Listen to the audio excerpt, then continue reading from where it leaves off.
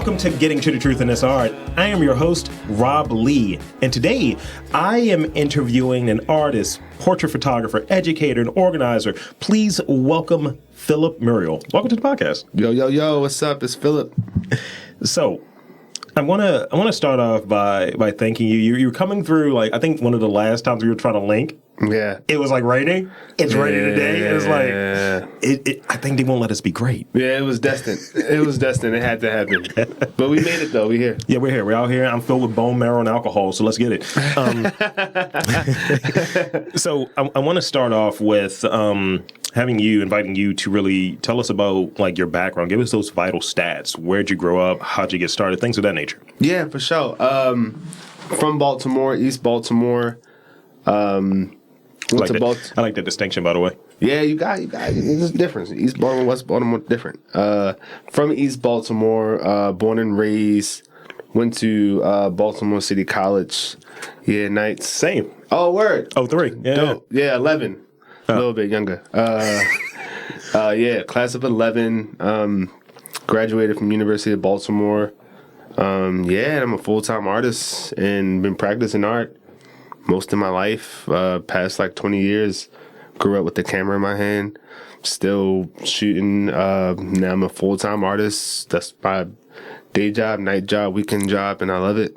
Yeah. Yeah. And I think when you love something, you're just putting the time in. Mm-hmm. It just becomes your thing. Mm-hmm. It's a Bukowski quote, and I used to abide by it. And it's still important, I think. Find what you love and let it kill you. That's kind of the thing. It's the thing. And, I take a very similar approach to this as we were talking beforehand. Like, I told you how many interviews I got coming up. Mm-hmm. And, doing the day jobs, I'm not quite there at the full-time kind of space yet, but you put in a lot of time and effort. So I commend you for, like, saying, like, no, this is what I do. Yeah. It's different. Being an entrepreneur, I've been doing it for the past few years, and it's so rewarding. It comes with its challenges, but I wouldn't be doing anything different, It's my life, and, it's not necessarily any, like, clocking in or clocking out, It might be 3 a.m. on a Saturday and I'm working, Yeah. I might not work Monday and Tuesday, you set your own hours, you be at your own pace, but it's 24/7. You're liable to be on the clock at any moment. So with that, and this is actually straying away from the actual questions, with that and having that kind of, like, I'm on call approach, that's what it sounds like. Mm-hmm. Or do you run into anything like really odd, like late, like, let me do this type of shoot, or you've been up for a long time? Yeah. You're like, I'm just gonna do some weird shit with the camera real quick. Yeah, for sure. Sometimes I'm in the studio just shooting myself, practicing, taking self-portraits up for hours, doing weird ass shit, man. Just like being experimental to, like, expand, like, what I can do and to push me a little bit further. Yeah. Especially, like, if I, like, been, like, in the lab for a long time and, like, ideas start flowing, absolutely. Yeah. I think when you're around it and you have your space to create, you could just do whatever. Like, I have the in-home studio, so if I want to sit there and it's like, all right, I should probably do an ad real quick. Let me practice that, or let me practice if I want to do something that is diversified, right? So it could be purely, I'm just doing a podcast. Now I can do voiceover work. I can do audiobooks. I have my equipment right there. Yeah, might as well. But then I forget how to read sometimes, and it's like, I keep stumbling on these words right here, my guy. This is for other people. It's like, I got the voice, but I don't have the pace, Yeah. So what photographers have had an influence on you, and how do they influence maybe your thinking, your approach to photography, and even the career path? I definitely got to start off with, shouting out some local photographers that I'm a fan of. Shay McCoy, of course. My boy Rashard Wolf. Devin Allen, super inspirational dude, and work that he does. My boy Webb and his granddad, Henry Phillips, they have amazing work. And then also, some of the greats out there, Dina Lawson is incredible, Daewoo Bay, Dave Carava, Gordon Parks, so there's some of the masters, but I'm not just inspired by like photography though. Yeah. You know, art in general. You know, there's so many artists out there. Amy Sherrill, huge inspiration of mine. Kahene Wiley is a huge inspiration of mine. Even artists like Barkley Hendricks, you know, influence the work I do as a portraiture artist. Yeah. So I think is there with the artists and the photographers that were mentioned, is there something specific that you take, maybe a signature of theirs that you take and apply to what you're doing? So for instance, this is going to sound ridiculous, but Nardwuar, I might do that when I go to interviews. It's like, yeah, so I had some random shit that you did. You said 6 years ago on Polaroid. It's like, yo, how'd you find that? It's like, I was stalking. So is there something, maybe a signature or a trait from their work or what they're putting out there that you kind of not necessarily copy, but you try to pay homage to? Absolutely.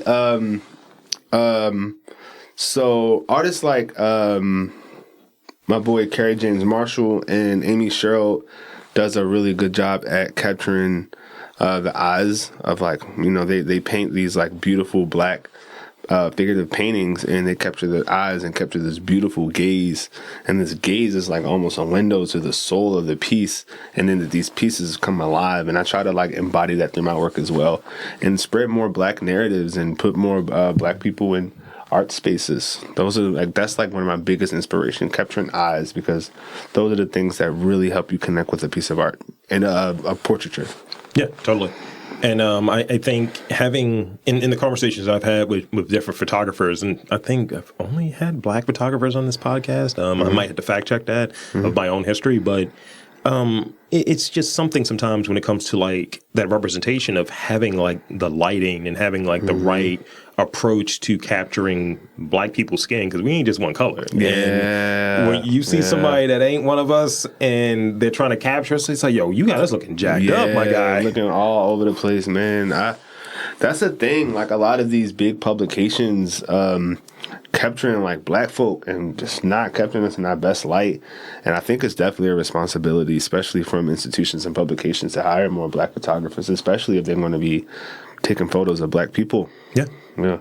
Yeah. And I think that's something where when you look at, and I know I mentioned this when I did an interview with Glenford Nunez, we were talking about, I think the lighting in like Insecure. And how like no, that's capturing all types of tones. It's capturing all the nuances, and it got that notoriety for that. So it shows you that like, oh no, they did something here. So it's like take a cue from it. Hire us to shoot us. Yeah, it's so important. Yeah, it's some like and I'm not going to name any, but some people that I even like inspired by, like really well known internationally renowned photographers that captured, you know, black folk, and it just don't live up to like the rest of their work. Well, I feel like it's a Lebo somewhere in there. I don't know. No shots, but shots. I'm saying it. You're not. You're going to be completely employable and all of that. Me, I am canceled amongst the arts community. But I mean, but I think that particular photographer was actually called out a little bit about that too. So. Tell me about your gear. But let's put it this way. Tell me about your gear, and then this follow-up question with it. Aside from your gear, what is the most important part of your photography? I would say my subjects. Well, I hate to use that term, more so like my sitter, my muses. The most important part of my photography is the connection that I make with the people I'm photographing. Sure. You know, even if I'm sitting down with someone and I have time to like really get to know them and take a photo, or if I'm taking a street shot where like, you know, I'm catching somebody within a short, small moment, you know, it has to be some type of exchange of energy, some type of consent, some type of appreciation, you know, for that person, and understanding of that person to be able to capture them in their best light. You know, my goal is to capture everyone's essence, you know, and have that essence be translated through the photograph. And to do that, I make sure that, like, you know, I connect with the people I shoot with. That's big. So tell me about what you're shooting with in terms of the gear specifically. Like, are you film? Are you digital? What is your? I shoot with whatever. I mostly shoot digital. I shoot film. I love film. I started off shooting film. I started shooting when I was 9. I would have like a little disposable camera, and I would take pictures of like, friends and family at like outings and things like that. And then I was always that kid at like school with the digital camera, and everyone's like posted up trying to get a photo taken by me. And then I just thought, it's a big like wave of like film photography enthusiasts coming back. And, I've been like hopping on the wave too. And it's been cool. But I mostly shoot digital. That's where the money at too, to be honest with you. But, creatively it allows me to be a little bit more limitless with my digital photography. And I prefer as many controlled lighting situations as possible. I shoot with lights. I love having full control of lighting and shadows and highlights and being able to manipulate lights using different diffusers or softboxes. And I might use 1, I might use 2, I might use 3, 4, 5 lights for some of my shoots. Right now I'm doing a series called Black Gaze. That's, coming along really amazing. And I'm just doing a really simple 2-light setup and using, my tried and true routine Nikon, always will be.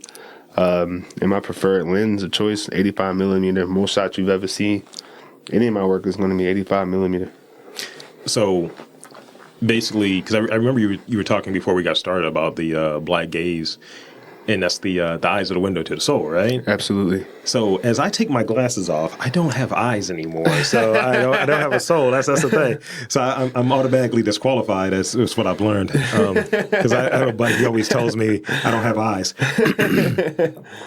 So I read that your love for the city and community inspires your creative practice, and your ultimate goal is to capture the true essence of everyone. And you've even touched on that. Describe the process and the approach. And I got that piece when you were describing being comfortable and being able to connect and have that, I guess that it's an abbreviated version of it, but that relationship, that connection with the sitter, the muse. So what else kind of goes into it? And I would imagine there's the lighting content that you mentioned, but what else kind of goes into that? Sort of like the work that you do, you know? I do the research, you know? And if I'm shooting an artist, say if it's a musician, I'm going to listen to some of their music. I'm going to watch their music videos. As a visual artist, I'm going to check out their art, see what work that they did in shows and, sit with them, chat with them. Somebody I know, we're going to be kicking it like normal. But if it's someone I'm shooting, I never shot before, I'm genuinely interested in getting to know them, and connect with them and building a relationship, The art goes beyond the lens. There's a process before I even pick up the camera that contributes to how well a photograph comes to light. So is there any instance where you're like, I'm getting nothing. I'm getting nothing from this person. It's just going to be a white background. It's like everything in the Matrix is empty. I got nothing for you, sir. Nah, honestly, no. I love people. That I feel like I'm a great photographer, and I feel like the foundation of why I am a great photographer is because I love people. Yeah. And I connect with people. That's my thing. I love having the opportunity to get to hear people and know people and get a feeling of, just who they are. And honestly, people love to talk for the most part, It's just about asking the right questions, getting them to open up, Are you one of those guys that I do this, and this might be something that maybe you apply, if you don't do it, but do you sit there and start listening to other interviews to kind of get to those probing, open-ended questions to give you that context of, oh, wow, this could be a really dope shot. If you've had a sitter that's done stuff before, and you're like, I want to do something original with them. And another photographer may not have asked this question. I'm going to ask this question. It's like, oh yeah, you're in a Gundam wing? Bet. Got you. Nah. It's kind of like, I like how you said that about Nah, because it's like, I'm not like, it's not as like structured, you know? Sure. It's kind of like you at a house party, you know, friends chilling, drinking, whatever, spark conversation with somebody, and you just, you know, it's casual, organic. Yeah. Same thing with my process, you know? I don't have like a list or like a script or anything, you know? I do. Hey, what's up? What you doing? What you up to, you know? Yeah. Hey, what you been working on, you know? Oh, tell me about this project. Oh, that's dope. So with that, this is similar, but a bit different. And it kind of goes to what we were talking about before we started. Like there are some episodes where I'm like, I don't know. How do you know when an image doesn't work? Um, and I think one of the benefits of shooting digital is like, look, man. Yeah, exactly. Oh man, that's such a challenging question. How do I know when I upload them on my computer? It's like, this is buns. No, so throughout my process, when I'm shooting, I'm never just taking 1,000 shots and then reviewing them, or taking 1,000 shots and like not showing the person that I'm shooting. Like, we're looking at them together. Might take 5 to 10 shots. Hey, do you want to see the photos? And they'll tell me, because sometimes like I may not notice something. Like they be like, oh, my hair should have been here and it's here, you know, or I have like something here. And I just didn't notice it because like I'm not in front of your face every day. Yeah. So, you know, it's that process of like making sure that like throughout the entire photo shoot, you're seeing the photos as well. Because I don't want to take 200 photos and like you're like, damn, I don't like any of these photos. And I make sure to maneuver and adjust. A lot of photography is improv and like being able to adapt to that situation, to that person, you know. There's no one size fits all method.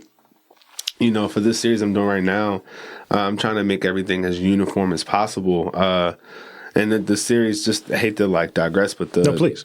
A Black Gaze is a series I'm working on where I'm capturing narrative through the eyes of my sitter through photography, and it's a simple stripped down approach, you know. And the idea behind it came from I was doing a lot of work in 2021 and doing a lot of like paid commission work. I see you out there. I see you on these streets. Yeah, a lot of paid commission work, which is amazing, and I thank God. But I wasn't doing a lot of creative stuff.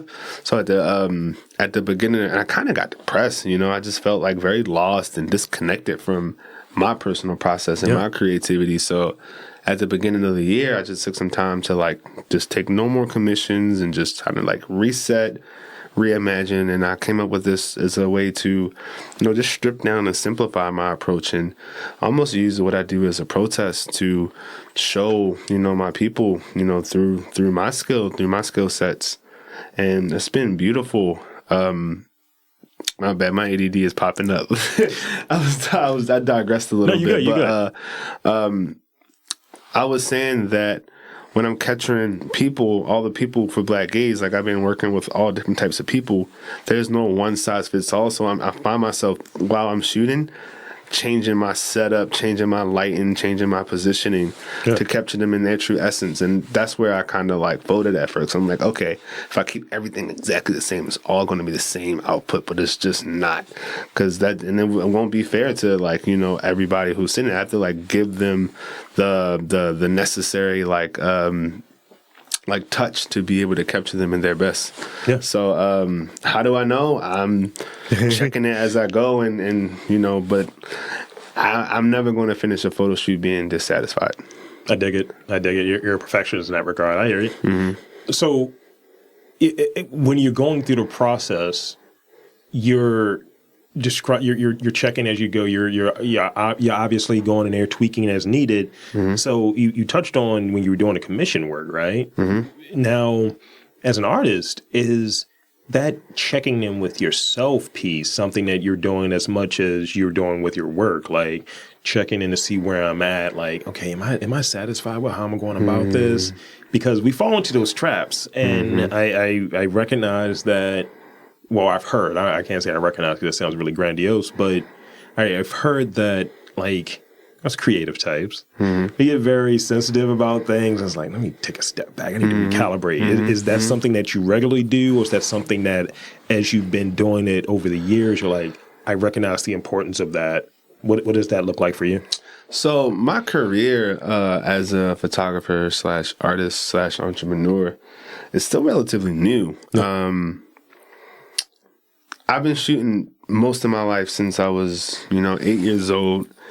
It wasn't until about 6 years ago I started studying like the fundamentals of photography and like all the ins and outs. And it wasn't until May 2020 I graduated from college, from University of Baltimore, and that was just a shitty time to get into work. I was gonna get into education, but this is prime time, quarantine, prime time pandemic. Yeah. And I, was just like, fuck it. I'm just gonna do this artist thing full time. And it kind of has been like going up since then. And I've been getting more work, more commissions, more bookings from, from companies, institutions, and like personal work. And 2021 was like the peak of that. Mm-hmm. So I'm still new. I'm still learning. And this is the first time I had to like actually take a step back. And probably won't be, the only time. This is very new for me. But I think recognizing it as you're younger in your career and your journey and your creative journey, it makes it work. Like you come back to it, you're like, man, I got all the success, everything is great, doing well. Yeah. Why am I unhappy? Why am I unsatisfied or what have you? And I think you're getting those lessons. I think you're getting those lessons, and it makes sense. Like you were touching on, like, I'm not going to leave a shoot unsatisfied. So I think that's something that's transferable. Yeah. Nah, seriously. Doing what I do full time is awesome and it's great. But balancing that, my purpose is really important, because sometimes shit can get depressing. If you're not fully feeding into yourself. But that's why it's important to take that time to really woosah. So what do you do in those woosah moments? Like, I know some people, they're like, yo, I need to leave my current setting and then recalibrate. Yeah. That's what I do. Yeah. Honestly, I do nothing. I would spend a week, just reorganizing my mental space, giving myself the proper nutrients, catching up on TV, meditation, getting the routine in, getting adequate sleep. Yeah. But literally, man, nothing. Just to kind of flush everything out, and just come back with a fresh take on everything. And then, God, He will put those things, there in front of your face to say it's time, or give you that inspiration or that motivation to tap into whatever's next, or put an opportunity in your way. That's true. So I got two more questions before we get to these rapid fire questions, and those are hard. Okay. As I've been updating as we've been talking. What are some projects that you've organized or been a part of that were really exciting, or you're really jazzed up to even talk about? You touched on the Black Gaze one, so. So last summer, I started an annual photo meet with a organization based out of DC called Afrotographers. It was a photo meet called Duality, where photographers, creative directors, and also models would come out. We had a spot in Drew Hill Park that we reserved out, and 100, 200 people, all from the DMV and Baltimore area. Yeah. Black folk came and exchange information and collaborated and took photos, and it was beautiful. And we plan on doing that every year. And I did work with the Black Ass Flea Market, which was incredible. I do a lot of event work throughout the city, and I have been for years. And I have a series of photo shoot parties that are really dope, where you can get a ticket and you can come party, but also you can have a photo shoot experience as well. I did one in July called Afrofuturism that was really, really awesome. And, I do reoccurring workshops at Impact Hub, teaching people some of the fundamentals of photography. Right now, I'm just Still taking commissions, but just focusing very heavily on the Black gaze. And I got some really awesome other projects I'm working on, but that's a little, tucked away. I dig it. Close to the vest. Yeah. That's great. So this is where the shift happens. This is my last real question, but it's more of a pie in the sky question. So if your life was a movie, who would be the director and why?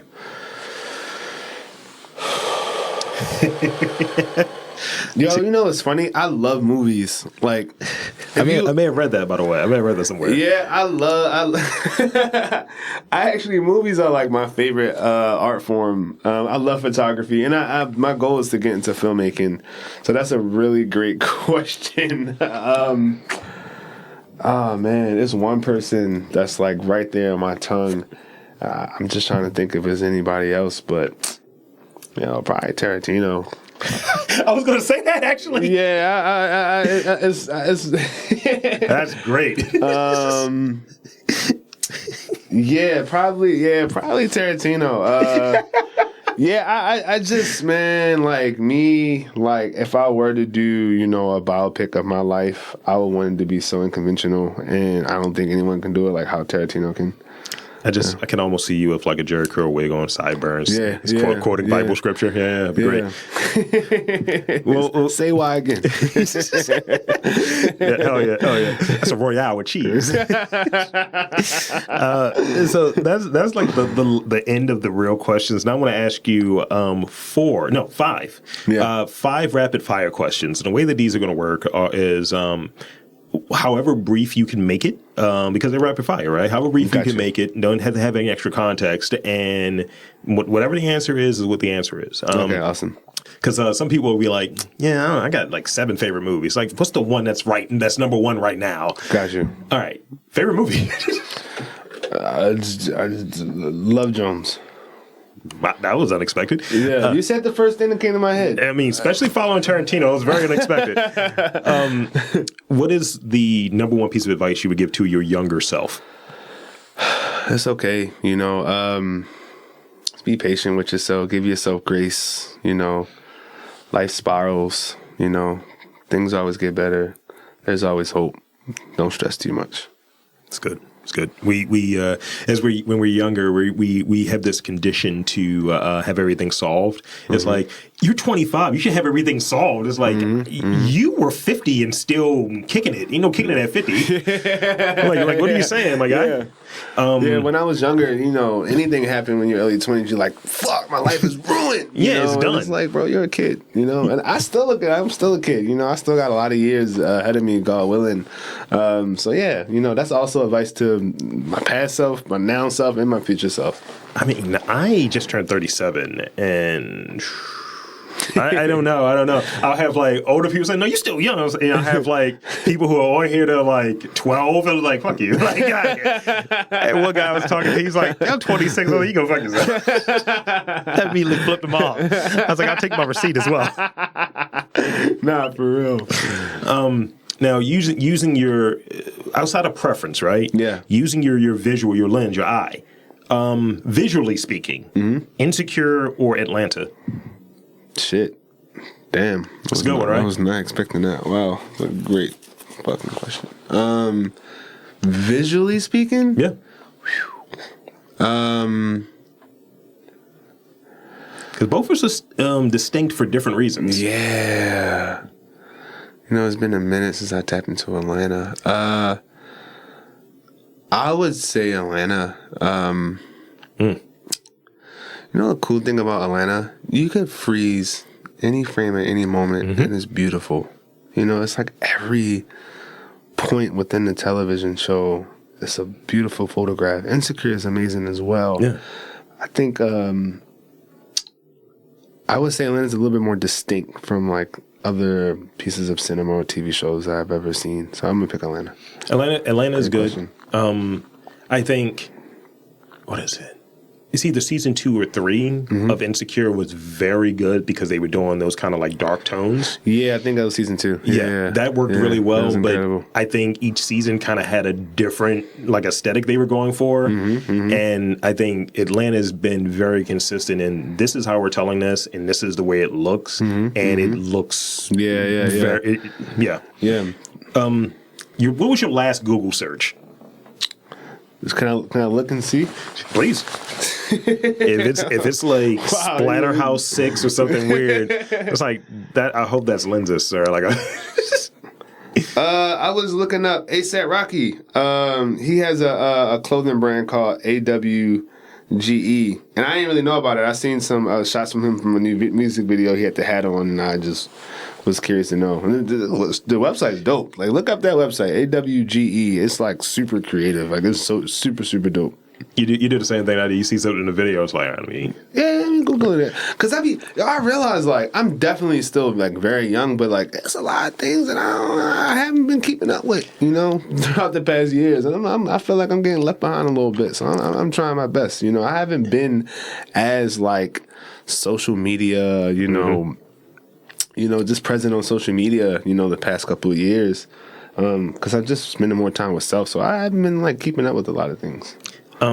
This is the last one I have, and I'll throw this in there for your Google search. You should look up the Greenland shark. Not right now because it's going to disturb you, but look up the Greenland shark. Should I be scared? It's interesting. Okay. So the last question I have, in terms of locations, and I know that you're deep into the portrait side of things. What is your like favorite place to shoot, like in Baltimore, what have you? Like, is there an area that you're like, I can get some good shots over here? I would have to. Studio is my number one preferred location, but if I had to think outside of the studio, that's tough. By the way, I love Baltimore. This place is my heart. East and West Side, y'all get my love too. Yeah, some of us, not much. Yeah, honestly, like the work that I do is to like, contribute to like making like this place, even more awesome than what it already is. Dope. And there's so many places that I absolutely love. But if I had to pick a place that I love to shoot, most of my heart belongs in this area. Station North, Charles Village, area. It means a lot. It's my Midtown, Mount Vernon, these are my stomping grounds. These are like, the middle of like art district. And I've been living in this area for, going on 10 years now. And I feel very close to it. Very close to it. So if I had to pick that general region, up Charles Street corridor. Yeah.